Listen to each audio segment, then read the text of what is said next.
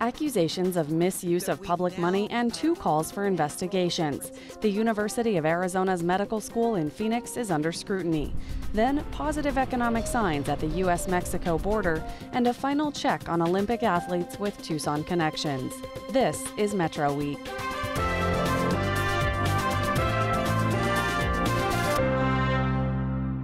Arizona has a shortage of doctors, so to expand the pool of physicians, the University of Arizona added a College of Medicine in Phoenix 9 years ago. Now, that college is under scrutiny. We'll explore the controversy today. First, a look at the week's news. The focus on University of Arizona health sciences intensified this week. U of A President Ann Weaver Hart called for an independent investigation of allegations involving finances and ethics. The head of health sciences, Skip Garcia, said there's no wrongdoing and no investigation is needed. He said he will cooperate if there is one. And the State Board of Regents met late Friday afternoon in Phoenix to get legal advice on what to do. A notice from the Regents said the board could, quote, take possible action, unquote. For updates on this story, go to news.azpm.org. Arizona's Colorado River water supply won't be cut next year. That's the word after the U.S. Bureau of Reclamation projected Lake Mead will be above the level at which water reductions must be made. Under current operations, Arizona will be the first state to lose water allocations if there's a shortage. Current projections for 2018 show Lake Mead falling to crisis level. Scheduled launch of the University of Arizona's space mission to an asteroid is less than 3 weeks away. Blastoff of the rocket carrying the spacecraft is set for September 8th from Cape Kennedy in Florida. The U of A goal with the mission is to bring back a small sample of soil from an asteroid named Bennu. The mission, from liftoff to return to Earth, will take 7 years. For more on the week's news, visit news.azpm.org. The Arizona Medical Association wants an investigation of the medical school in Phoenix after 6 administrators departed. So the Board of Regents held 2 meetings, one in Phoenix and one in Tucson, to delve into the administrations at the Colleges of Medicine in Tucson and Phoenix. We begin with Vanessa Barchfield reviewing what was said at those meetings and the aftermath. Arizona Board of Regents President Eileen Klein says the first hearing in Phoenix didn't address all the issues the public and the Medical Association have with the medical schools. I and members of the board have heard from current and former employees as well as other community members and stakeholders, and I'm grateful for everyone who's taken the time to provide input to us, not just to those who have raised concerns, but also to the community leaders who have expressed support for the work we are doing.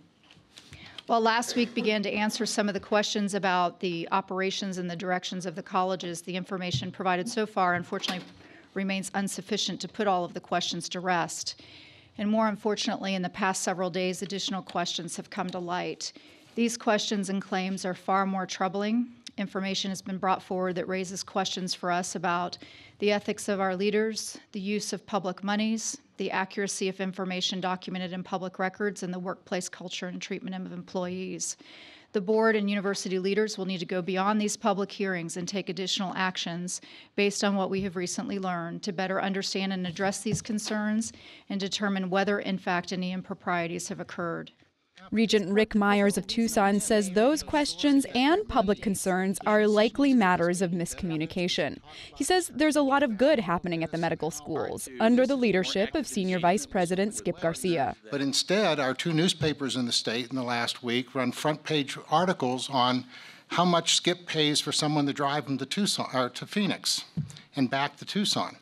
And again, it's back to my frustration, right? Is no wonder people don't understand what we're doing, because they're hearing about spending, quote, taxpayer dollars on a limo driver instead of hearing about $100 million of new money brought in and all these other things that are happening. Myers says he's worried the medical school's story isn't being told well. And it's our job as leaders to figure out why. Again, what's real, what's perception, but either way, we have to make it better. We just can't say we had a couple of hearings and we were excited by what we heard and it's done.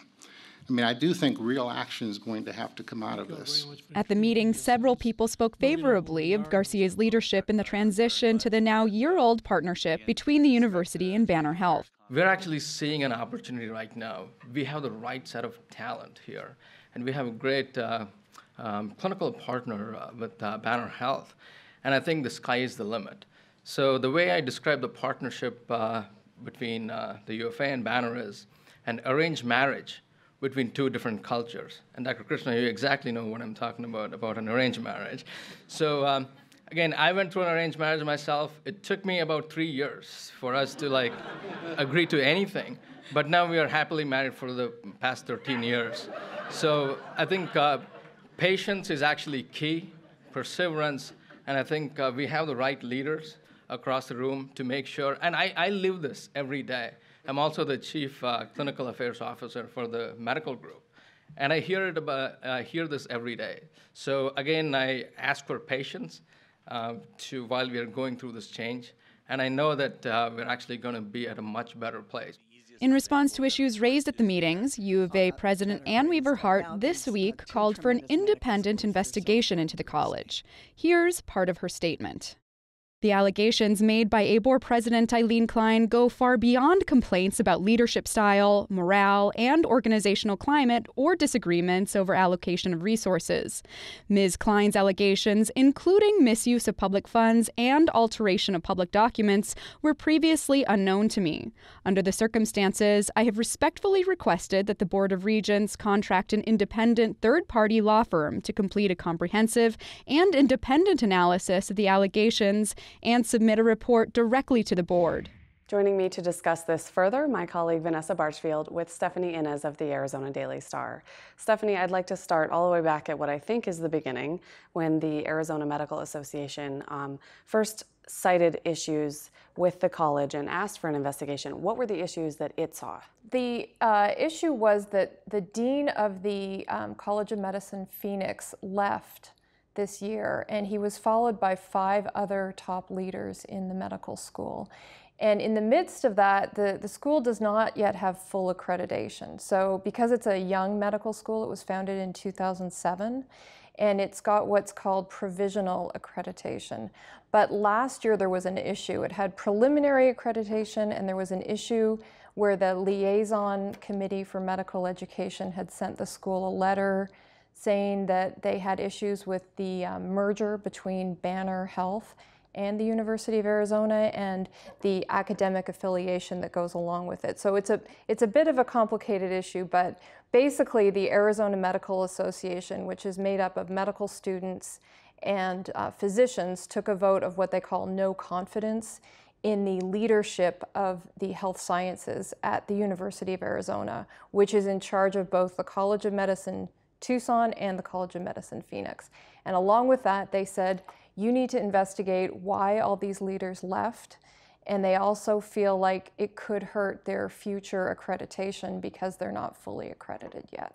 Okay. So hopefully that's step one, right? Yeah. So then, Vanessa, the Regents jumped in to have the two hearings that we just talked about. Right. What was the goal of those? So actually there was an initial meeting after that vote of no confidence that happened in June. It was a special meeting of the Board of Regents.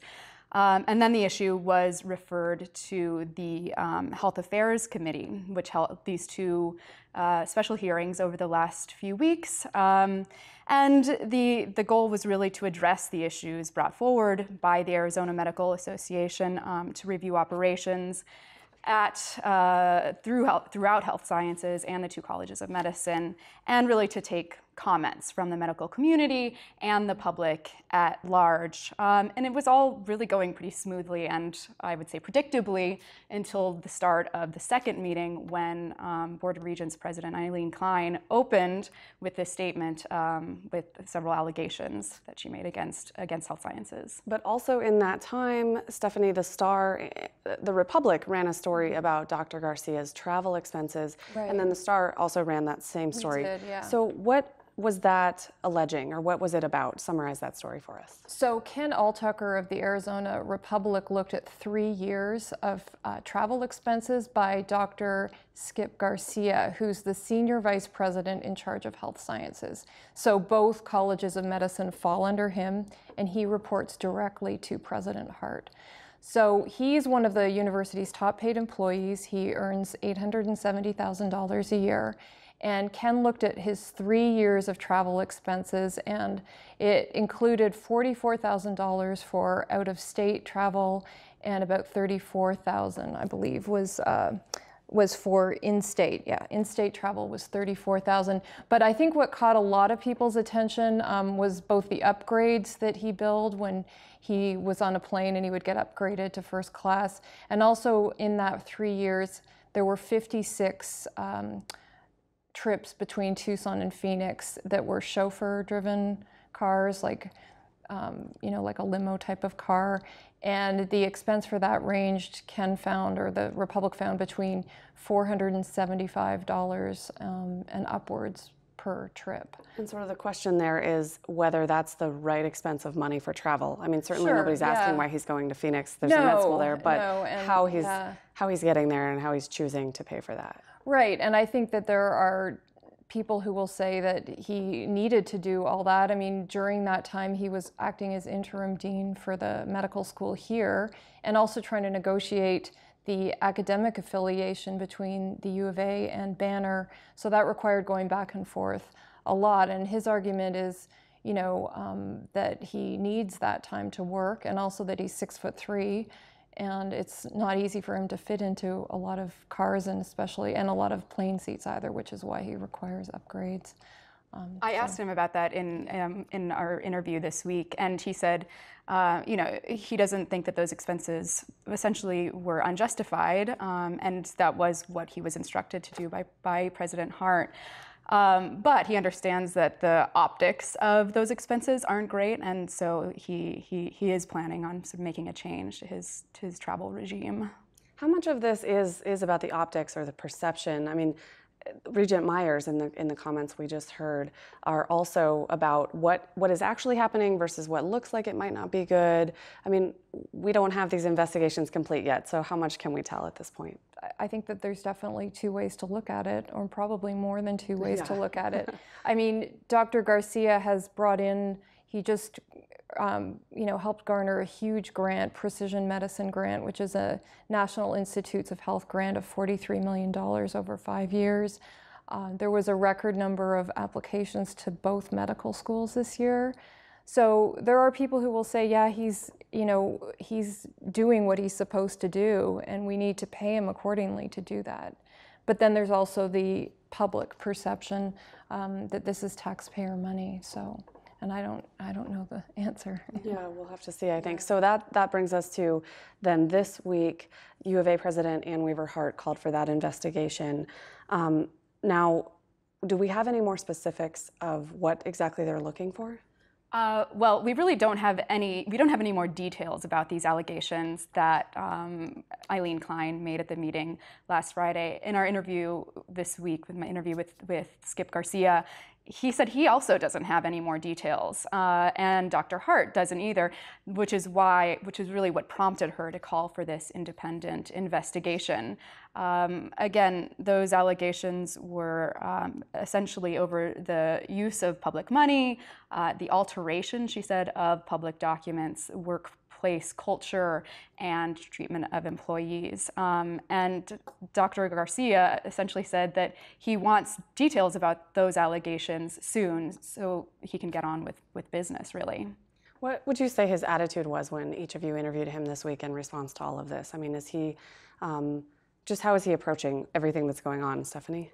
Well, he said he was really surprised by President Klein's comments at the beginning of the meeting, and he just thinks that it's taking away focus from the good things that they're doing, what he said at Health Sciences. So he said, as Vanessa mentioned, that he wants a fast resolution to this, and he's very confident. He seemed very willing to answer any questions and he seemed to me to want to be as candid as possible. Yeah, I agree. And he was quite accessible, which I think is really important for someone in his position at this point. What do we know so far about the timeline of getting to some of the points where we have details and answers to some of these questions? So at the end of the Board of Regents hearing last week, Eileen Klein called for another hearing to continue to look into these issues before making a full recommendation to the board. I wrote to the Board of Regents yesterday and did eventually get a response back that that meeting hasn't yet been scheduled, so we don't really know a timeline yet. And obviously, Ann Weaver-Hart's call for an investigation could change the timeline of anything that may have been scheduled. So thank you both for coming in to break this down for us. Arizona's trade with Mexico continues to grow in both total volume and share of imports and exports between the U.S. and its southern neighbor. Zach Ziegler reports. An annual report from the University of Arizona's Economic and Business Research Center at the Eller College of Management shows Arizona's exports to Mexico grew by more than 6% in the last year. Imports also grew, adding 4%. And another number that the report identifies as important also increased. Border crossings were up about 3.5%. Those crossings can mean big dollars to the state's tourism industry. In the past decade, Arizona has seen its share of U.S.-Mexico trade increase to nearly 7%. So how can Arizona grow its business with Mexico even further? The economists who assembled the report say the improvement that could make the most difference is continued investment in transportation infrastructure. Now my colleague Zach Ziegler joins me to dig a little deeper into those statistics. Zach, what's the takeaway from all those numbers that are going up? Well, the biggest thing we can learn is that this basically means Arizona's economy is going to improve. That's the ultimate takeaway. As more trade comes in, as more goes south of the border, as more tourists come in, that's all dollars flowing into Arizona.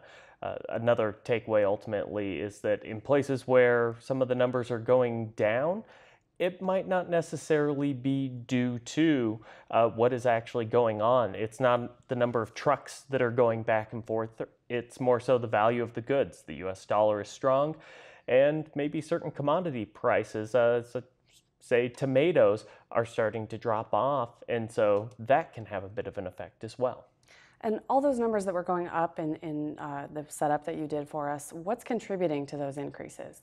Well, as far as goods that are actually coming up through Arizona, a bit of that is a variety of things. It's improved economics in the U.S. People are buying more, so we need to import more. There's not a whole lot that's manufactured here anymore. You could look at it as anything from that to maybe Americans are eating healthier because a lot of what comes across that border is fruits and vegetables.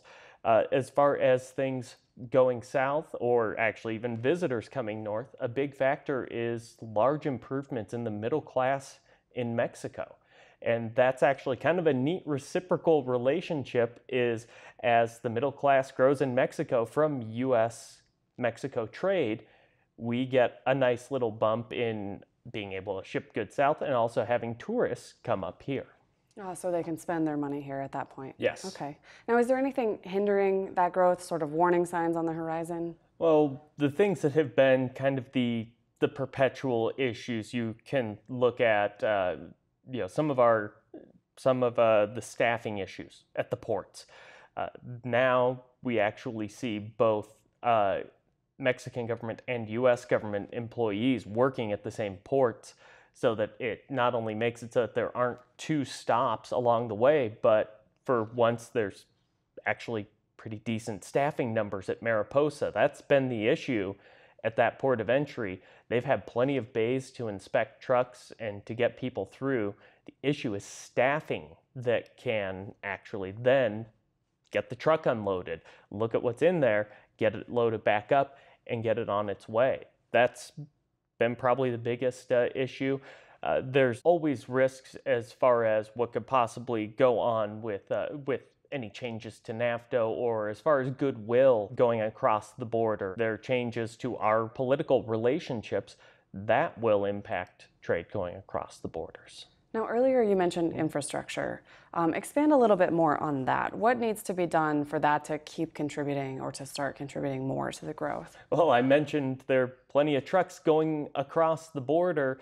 They need roads. That's the biggest thing. If you look at State Route 189, also known as Mariposa Road, it is badly in need of improvements, and there are plans to improve it. That's been talked about as one of the big projects for years and years. There's also talk of the I-11 corridor, which is very much so a business-focused idea to get more goods up from Mexico through Tucson, through Phoenix, and ultimately on to Las Vegas. That's another proposal that kind of shows that there is some need. The fact that we're talking about a major interstate highway shows there's some room to grow. Another place that can also be talked about is rail. Down in Nogales, there's only about 40,000 freight containers a year coming through that port. That's kind of a low number when you consider over in Texas, Brownsville is moving 180,000 freight containers, and Laredo is moving 250,000. Can you tell us what it would take to get more rail? Is it more rail lines? Is it more rail companies? Or what do we need there? The biggest thing would be improvement to the rail line that runs through that area, and that improvement would have to come on both sides.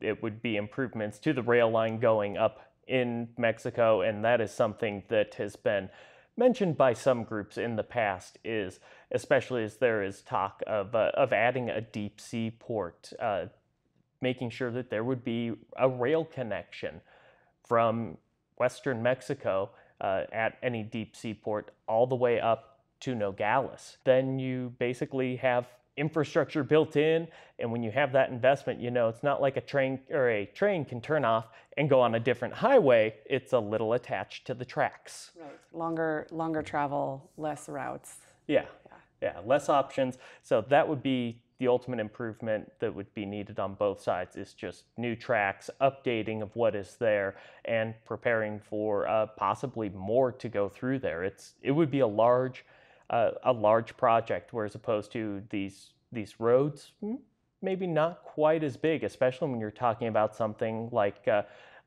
State Route 189. That's a road that's only a couple of miles long. Right, it might be easier to add a lane than an entire railroad. Yes, yeah, even a complete restructuring of the road, as is the plan, that's a lot easier than laying down hundreds of miles of track. All right, well, I know you're going to keep watching this story, so thanks for the update. This election season has seen unexpected upsets and unconventional candidates, and it's left some voters wondering if a third party is a viable option. Later on Arizona Week, we sit down with chairpersons from 4 parties to discuss how they plan to draw voters back, plus analysis with a political professor, later on Arizona Week.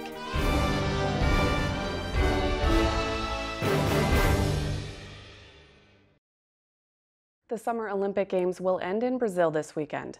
Although the athletes captured the world's attention, only a few will find lasting financial gain from their medal-winning performances, according to economic studies. Of the 555 members of the U.S. Olympic team in Rio de Janeiro, swimmer Michael Phelps and the 5 athletes on the women's gymnastics team are the only ones likely to sign deals that will keep them in the public eye. Studies also show cities that host the Games face economic challenges of their own, with benefits far from guaranteed. Tony Perkins covered this story and joins me now for more. Tony, you interviewed U of A economics professor Price Fishback, and you talked about the athletes' futures. What are the chances that we'll remember or hear again from athletes in, say, 5 years? Well, you mentioned Michael Phelps and the 5 gymnasts on the U.S. team. If you think about it, you said 555 athletes. Take away the men's and women's basketball teams, the tennis stars, a few others who are in professional leagues, and then you're still left with almost 500 athletes who are basically going to go back to ordinary, mundane lives after the Olympics are over. It's something where a lot of them, or a few of them, will go to college on athletic scholarships. Having an Olympic medal may help a few of them get into business careers. But for the most part, for the vast majority of the athletes, there's really no long-term financial benefit. That's what the economic studies show. Okay, only for those big name people. Right. And then, we talked last week about your experience covering the 2008 Games in Beijing as a reporter there, based there. What happened for the Chinese athletes after the Games were so successful there? Well, China, again, as you probably know, is very unusual kind of system, a state-run system. An athlete in China is chosen for their skills as early as primary school and put specifically into a system that will bring them, a lot of fame and maybe some fortune in athletics. They don't necessarily go to a conventional middle school or high school. So when their career is over in athletics, they don't have any job skills, no job training, and so life could be kind of difficult for them. I reported in China on a story about a man named Zhang Shangwu. He was 31 years old in 2011. He had been a star athlete back in his high school days at the Universiade, the World University Games, and he was aimed for Olympic stardom for China. Instead, he suffered an injury, and his career in gymnastics basically came to an end. In 2011, he was found begging on a Beijing subway. He had no job skills, no way to progress in his everyday life other than athletics, other than sports. And so this story has become legendary in contemporary Chinese society about sort of a cautionary tale. Whenever the Olympics come around, an athlete who does not win a gold medal for China could be facing a long, hard road ahead. What will happen in Rio de Janeiro itself after the Olympics? Hosting the Olympics, what does that mean for the city itself? Well, Professor Fishback and I talked about this, and it's mostly short-term benefit for Rio de Janeiro and Brazil. Brazil is a country that has so many economic and social political challenges right now that it's hard to see any real long-term benefit from the Rio Olympic Games. You have a system where there's still a lot of economic inequality in Rio. Whenever you watch the coverage on television and in the media and social media about the Olympics, you don't hear a whole lot about what kind of natural resources there are in Brazil. Why you would want to locate an industry there, that kind of thing. It's strictly short-term financial benefit from Rio. It still may be worth it for them to host, but for the most part in the future, you're really not going to see that many undeveloped or developing countries hosting Olympic Games. And that's true, that short-term economic gain, is that true for almost any city that hosts? Yeah, Professor Fishback and I mentioned how that there are a number of cities that lost to Rio in the bidding process. Chicago was one of them. You can hardly imagine today in 2016, Chicago hosting an Olympic Games with all the situation, all the trouble, all the political strife that's going on there. The state of Illinois had trouble even putting together a budget for this fiscal year. So hosting an Olympic Games for a lot of cities around the world is really something that's really got to be thought about strongly. And I think the Rio experience is making a lot of people think a lot harder about it. And then finally, I just want to get a quick update from you on, last week we talked about the athletes with connections to Tucson who are in Rio. We've had another week go by. How have they done? Well, the two athletes we're looking forward to this weekend and that everyone should watch out for. First of all, there's Corbin Sherrah. He's a homegrown Tucson product in BMX cycling. One of the favorites in that discipline, and he's going to be a great story if he does wind up getting a medal. Almost the closest thing you can come to as far as Tucson Olympian is concerned. Bernard Lagat, we've talked about him before, no stranger to the Olympics. This is his 5th Olympic Games. He moved to Tucson midway through his athletics career. He qualified for the final of the 5,000 meters in men's track and field. He's 41 years old, and if there's a master's division in the Olympics, he should be running in that. But instead, he's going to be competing for the United States, a Kenyan runner running for the United States in this very highly prestigious event at the end of the Olympic Games. Thanks for that update. That's it for us. Next week, we'll do a final check-in on politics before the August 30th election. We leave you now with an excerpt from an Arizona Illustrated story. 1 year ago this month, the U of A campus community became focused on a cable hanging precariously from a new building. An annual spectacle was playing out right in front of our eyes and the eyes of the world. Thanks for watching. While students were away for the summer, crews at the University of Arizona were hard at work putting the finishing touches on the new Environment and Natural Resources building for the upcoming school year. Installing wireless internet was one of the final steps. When they were getting ready to install the wireless access points, when they got over to this particular point, They thought it was like a little bag or something that was stuck on the end of their cable. So when they climbed up on the ladder, obviously they found that it was a nest with a couple eggs in it. It turns out the nest was built by a black-chinned hummingbird. The eggs were still a few days away from hatching. In a matter of a couple days, the UITS installed a camera. They got the feed over to our department, and our IT guys got it on our website, and we started kind of promoting it or letting people know.